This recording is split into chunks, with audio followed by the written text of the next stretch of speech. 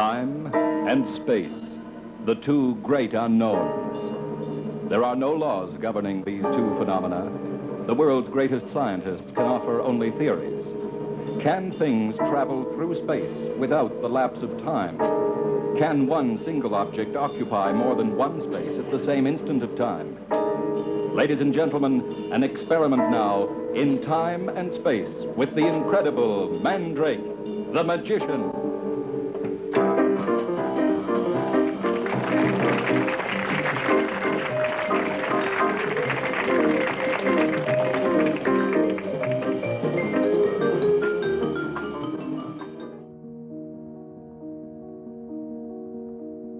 I mean, I always really liked the idea that it was this performance art that where everybody kept the secrets, even among the magicians that all knew the same illusion, the same trick. No, there was a vow of secrecy. Nobody could tell. It was like a secret, members only club, you know.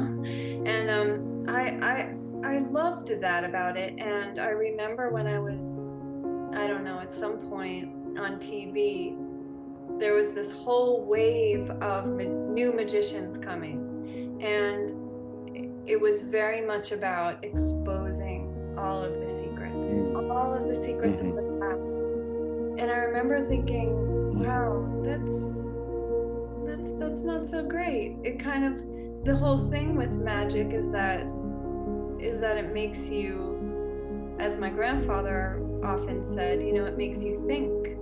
It makes you want to try to figure things out. And when things are just told to you, it goes along with this whole thing that we even have today with the internet, where everything is just at your fingertips. Everything's told to you, everything is presented to you, and really we don't have to exercise our brains that much because of that fact. You know, we don't have to really think about anything. We don't have to try to remember things. We don't need to really put in the effort and earn things, earn our knowledge. You know, everything is just presented, and you can forget all you want because Google will remember. You can even forget how to spell something and Google will fix it. And this is being discussed now in Portugal a lot, this need of re-educating the audience about at least how magic is perceived, because it's really not supposed to be a haha, I fooled you kind of thing.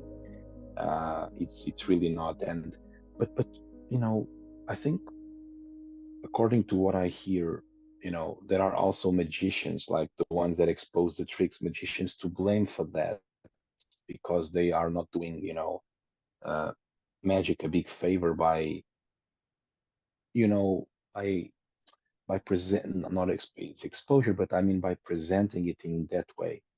Because again, I think it's not really the way it is supposed to be. To be a magician, you have to know a little more about carpentry than any carpenter. And you got to know a little more about electricity than an electrical engineer. You're a jack of all trades and usually master of none. I think that the purpose of a magic show is to teach people to think. And when you look at something that you know is impossible because it looks impossible, it makes you think about how else could it done. In other words, find a different way. Yeah, I just wonder, what do you think your grandfather would think if he was around today, like the way magic is doing now? Do you think he would enjoy it, or? I can't really go into his mind and speak for him, but he was always reinventing his own magic act. It's been said that no two magic shows of his were exactly the same. He was always mixing it up, always changing it up. So with that, I think he may embrace some of the changes. I think that maybe he could even get excited about some of the new magic and the new magic going on. I think he might, you know, want to incorporate some of it into his own show. I kind of think I kind of imagine that that's what he would be like today. If, yeah. And I think he'd maybe even be quite inspired. Yeah. How do you Yeah, feel about it? probably. Since you're very into the classic um, Hmm. magic acts, how do you feel about this new stuff? I think it's great in the sense that from my position is slightly different because I don't have to fight it as hard because it's not how I earn my living. So I don't need to be, how to say, I don't need to keep up with time. I think your grandfather will do it because he was a professional magician, and I think that they are very capable themselves or forward. And I think the 50s and 60s were like very eye-opening to many performers because many couldn't survive. They were not able to adapt their acts, and then they faded. Others did do that, and those they survived and they kept performing. For someone like your grandfather who managed to perform for so long, I would not doubt for a second that he will be able to do whatever it was necessary to keep going because he was a professional magician and entertainer. I luckily I the reason why I can do the magic I do honestly is because I don't earn a living from performing. Yes, because it's true because with my grandfather, as you know, the advent of television came along and well, movies and TV, he adjusted, you know, he went into those. I don't know if he loved it or not, I can't say, but like you say, he did what he had to do because this was his main profession. This is what he wanted to do. This is where his heart was. So Mhm. he had to adjust. I do think that he probably enjoyed it a bit too, just because of the fact that, you know, when he tried to change personas, when he tried to do Alexander, that was fine. It worked.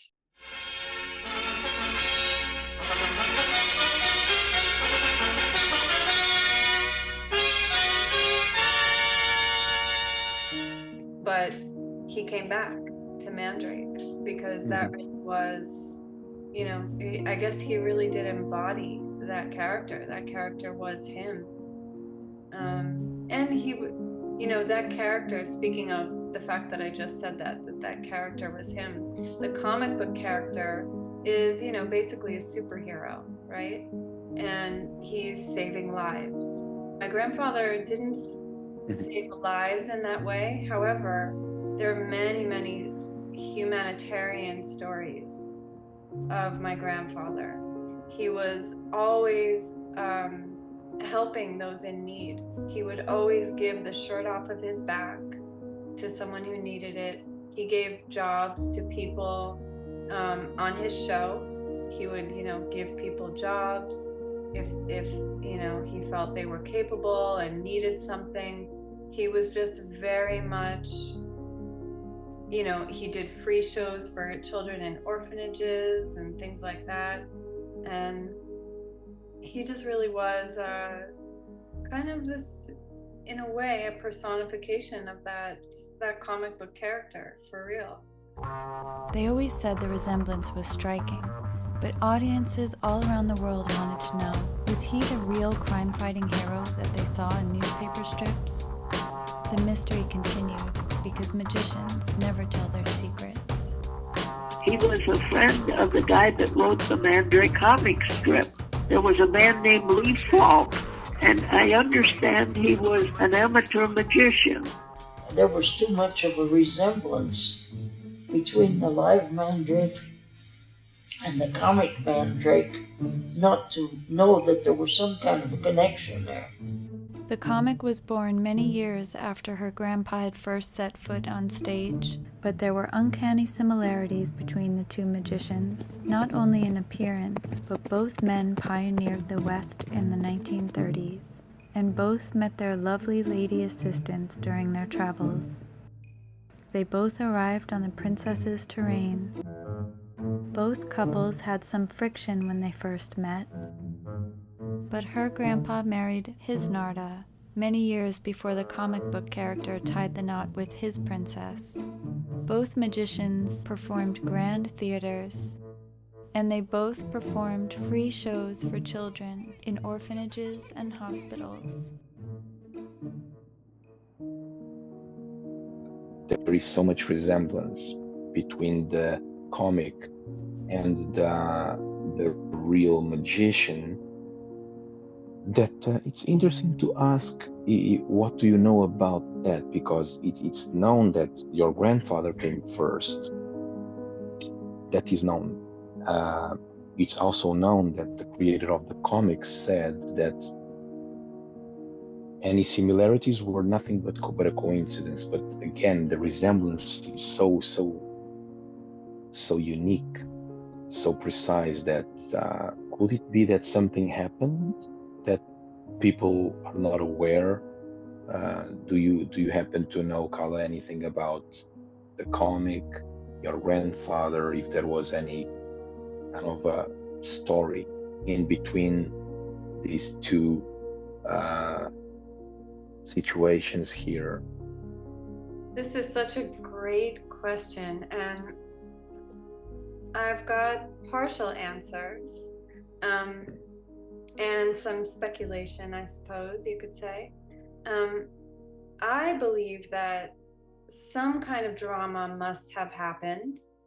There was, as I know it, a gentleman's agreement, a handshake deal, you could call it, that was between the comic book character creators and my grandfather. And the idea was that they would cross promote. So my grandfather being this sort of a live magician, and then of course he's immortalized into the comic strip, so it's very mutually beneficial. I spoke with Narda about this because she was there for this whole thing, and she said that it was more than a coincidence. She said, for one thing, they shared the same agent. Another connection was the William Morris Agency. They had the rights on the comic strip. They were also his agent. We had a mutual relationship going there. We were making personal appearances.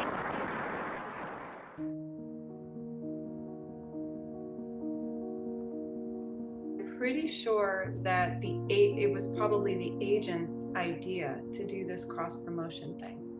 I feel like there should have been a real contract, but in those days, you know, a man was as good as his word.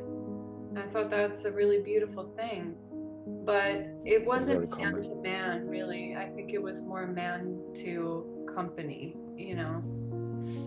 So in that way, I think, you know, it didn't work out.